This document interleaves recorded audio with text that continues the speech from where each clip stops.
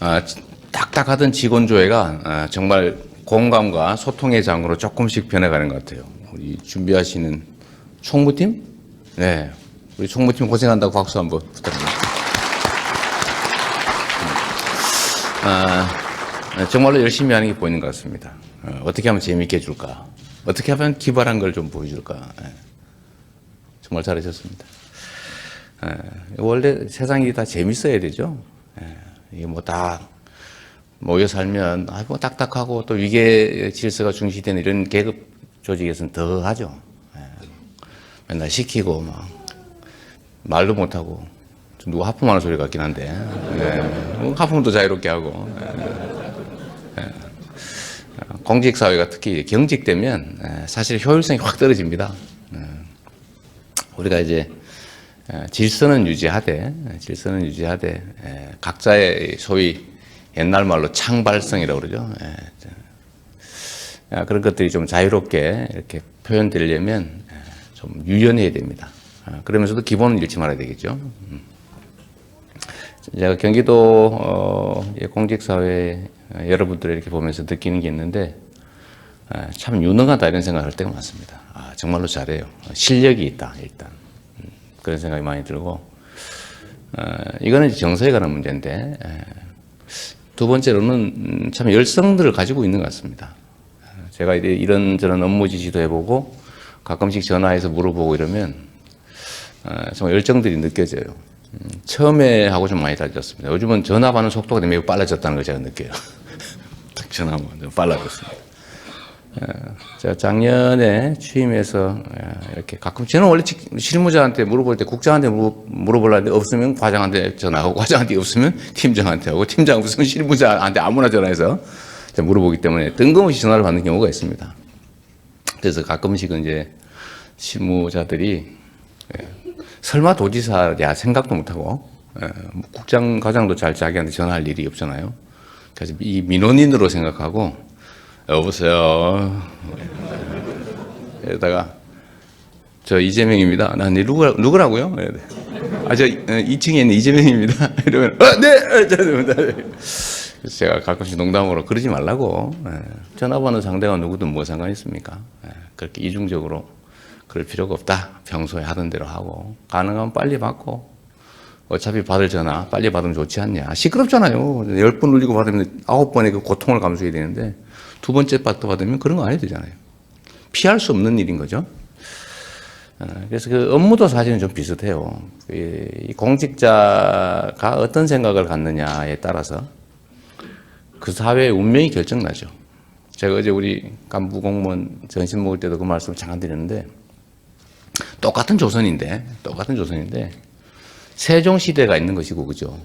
성종시대가 있는 거고 선조시대가 있는 거고 미안하지만 순조시대가 있는 거 아닙니까? 물론 뭐 국제 환경이나 이런 것들이 또 변하니까 그럴 수도 있긴 한데 사실은 똑같은 상황에서도 전혀 다른 상황을 만들어내는 게 결국 그 집단의 최고 책임자들의 몫이에요. 최고 책임자의 몫일 뿐만 아니라 그 최고 책임자를 보좌하는 소위 공직의 역량이죠. 공직자들의 역량. 운명이 결정나는 겁니다. 이 개인, 최선을 다하는 개인들도 있잖아요. 똑같은, 예를 들면 뭐 어디 상권에 똑같은 품목에 똑같은 시설을 갖추고 사업을 하는데 누군가는 흥하고 누군가는 망합니다.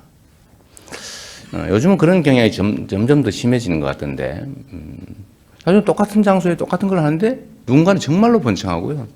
어떤 거는 망해요. 이유가 뭘까? 여하튼 조건은 그래요. 외부적 환경은 똑같다. 품목도 똑같다. 시설도 똑같다. 똑같은데 왜 흥하고 망할까? 결국 마음의 차이입니다. 마음의 차이.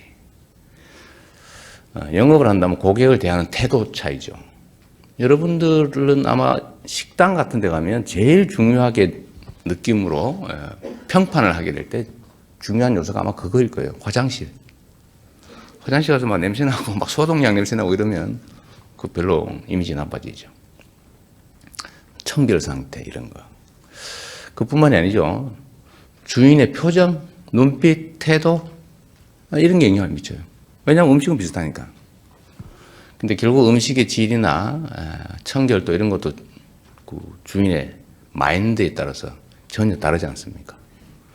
접시를 놓는 모양, 그 탁자에 놓는 모양도 다른 거죠. 뭐 아무데나 틱틱 던져 놓는 거하고, 그래도 가지런히 놓는 거 차이가 있고, 또 똑같은 접시에 음식을 놔도 마구 집어서 이렇게 던져 놓는 거하고, 그래도 이렇게 정성을 들여서 하는 게, 이 사람들이 다 느낀단 말이죠. 근데 그런 게 미세한 차이가 조금씩 쌓여서 누군가는 이 기준선에서 더하기를 계속해 나가는 거죠. 조금씩 더하기를.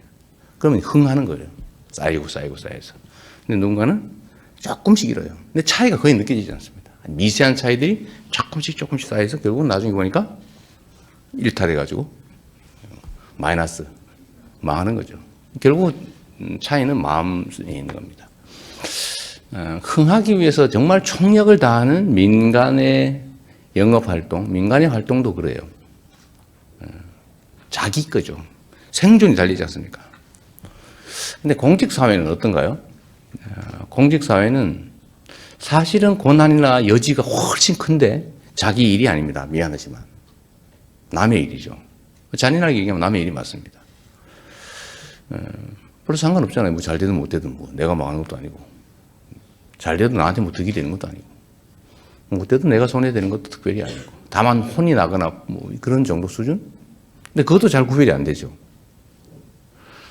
그래서 여지는 많고 책임을 다할 유인은 적고 그러다 보니까 이 공직사회라고 하는 게 매우 영향이 클 수밖에 없는 거죠.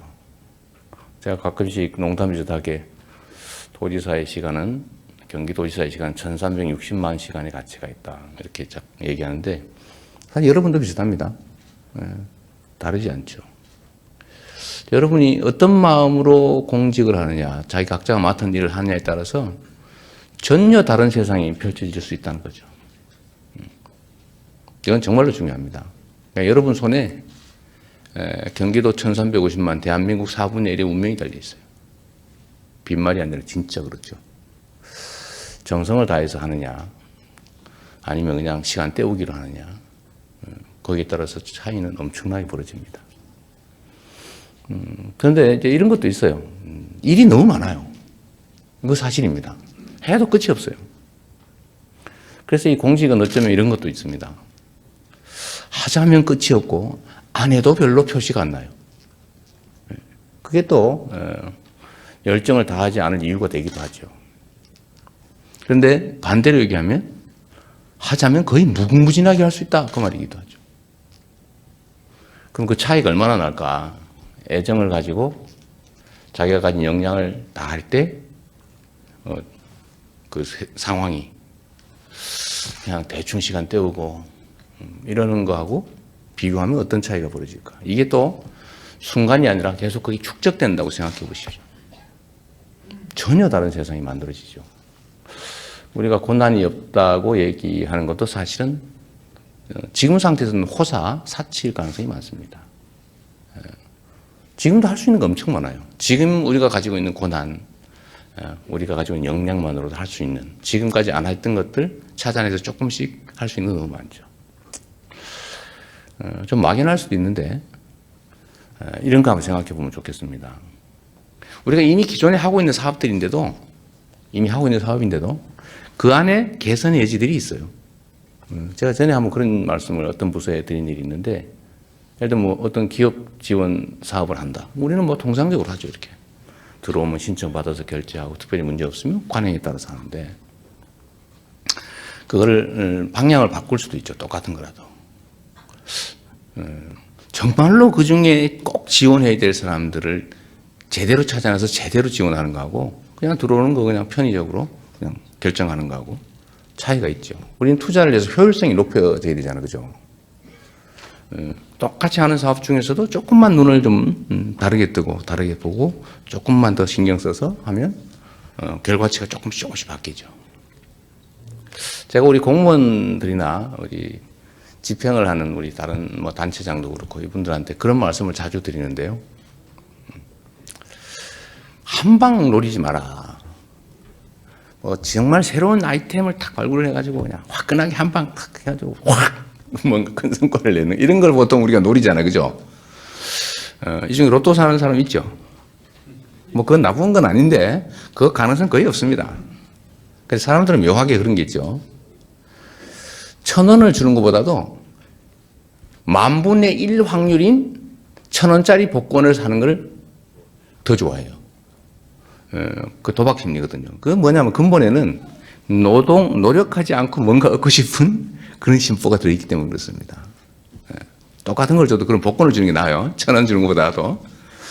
확률 황창 떨어지는 막 1억 원을 받을 수 있는 확률이 예를 들면 그 얼마입니까? 1,000만 분의 1이 되나요? 하여튼 10만 분의 1 되나? 그 1,000원짜리 1억 원 복권 이런 거 주면 1,000원짜리 주는 것보다 더 좋아해요.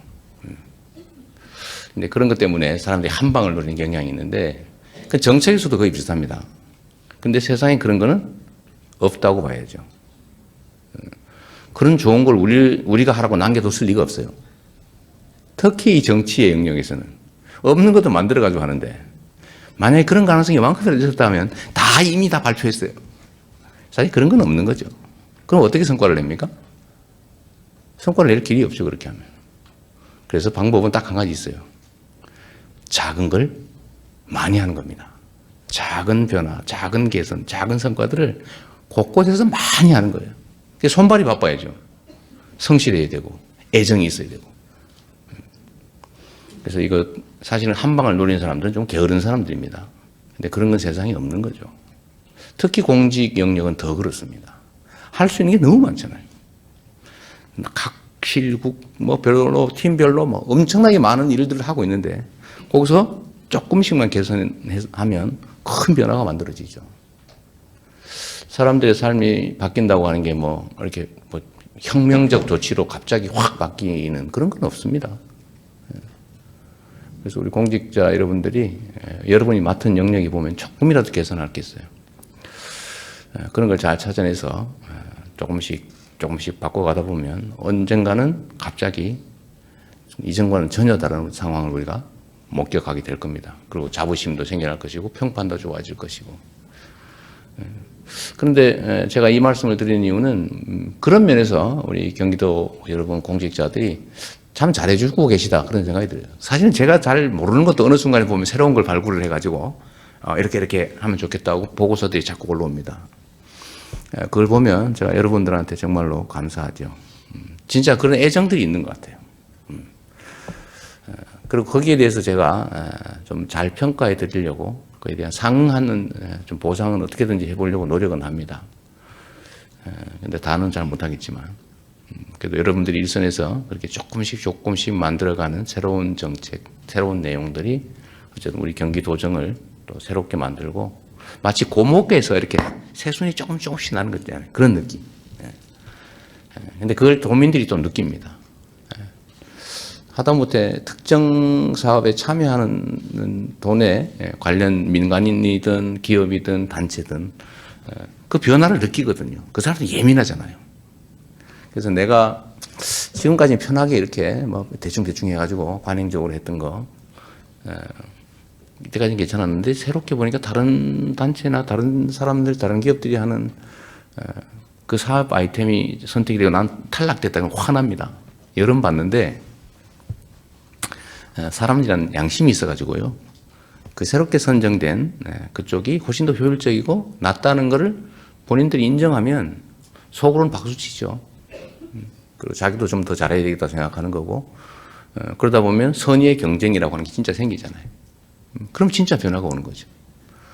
그러면 도정에 대한 평가도 진짜 다르게 됩니다. 진짜 변했구나. 요즘 가끔씩 이제 그런 얘기 조금씩 들리잖아요. 뭐 경기도가 진짜 변한 것 같다든지, 뭐 내 삶이 조금 바뀌었다. 공무원들이 특히 많이 바뀌었다 이런 얘기를 저도 많이 듣는데 아마 여러분도 좀 들으실 겁니다. 다 여러분들의 노력 덕분이고 올해 안에 여러분들 정말 애 많이 쓰셨어요. 더군다나 지사가 여기저기 끌려다니느라고 정신이 없는 틈에 여러분들이 흔들리지 않고 자기 업무 충실하게 해주셔서 진심으로 감사드려요. 뭐 언제 될지도 모르지. 그러나 우리가 4년 후, 3년 후나 한 달 후나 차이가 뭐가 있겠습니까? 100년 후나 10년 후나 역사의 큰 눈으로 보면 아무것도 아니죠. 다 순간입니다. 찰나일 뿐이죠. 그게 그거다. 여러분들 올해 특히 고생하신 게 있죠. 경기도 일이 좀 많았어요. 특히 이제 돼지열병, 지금도 고생하고 계신데, 세계사적으로 유례가 없는 일을 여러분들이 해내고 있습니다. 돼지열병을 이렇게 막아가고 있는 사례는 없죠. 어디나 생기면 온 동네가 금방 확 퍼졌는데, 야, 이상하다. 경기도, 북쪽에서 더 이상 확산되지 않고 지금 저지하고 있는 중인데, 정말 역사를 만든 겁니다. 다 우리 경기도 공무원, 그리고 각 시군 공무원들의 정말 피나는 노력 덕분이죠. 정말 고생 많이 하셨고, 이 점에 대해서도 진짜 감사드립니다. 일본의 수출 규제 문제도 사실은 경기도에 가장 피해가 컸는데, 잘 대응하고 있고, 언제나, 그렇죠. 위기 속에는 기회가 동시에 존재하죠. 위기라는 게 뭡니까? 위험한 상황인데 어떤 상황에는요 좋은 측면 나쁜 측면이 다 있습니다. 세상이 그렇잖아요. 다 음지만큼 양지 있는 거지 뭐. 일방적으로 나쁜 게 어디 있습니까? 그 안에 나쁜 요소, 좋은 요소, 중립적 요소들이 들어있는데 그 나쁜 요소들을 좀 통제를 해가지고 그 영향력을 최소화시키고 좋은 요소를 막 키우면 위기가 기회가 되는 겁니다. 진짜 그래요. 제가 살아본 경험이 특히 그런데 뭐 저 같은 이 비주류 또 아웃사이더들한테는 기회라고 하는 게 없습니다. 원래 언제나 위기만 오죠. 그러나 그 위기 속에 있는 기회들이 분명히 있습니다. 그걸 잘 활용하면 새로운 도약이 가능하죠. 토대로 쓸 수가 있습니다. 일본의 수출 규제 문제도 사실은 그런 측면에서는 좀 기회다 이렇게 생각합니다. 우리가 너무 의존적이었잖아요. 아직 뭐 정치적으로 독립했는지 몰라도 경제적으로는 여전히 일본에 종속돼 있지 않습니까?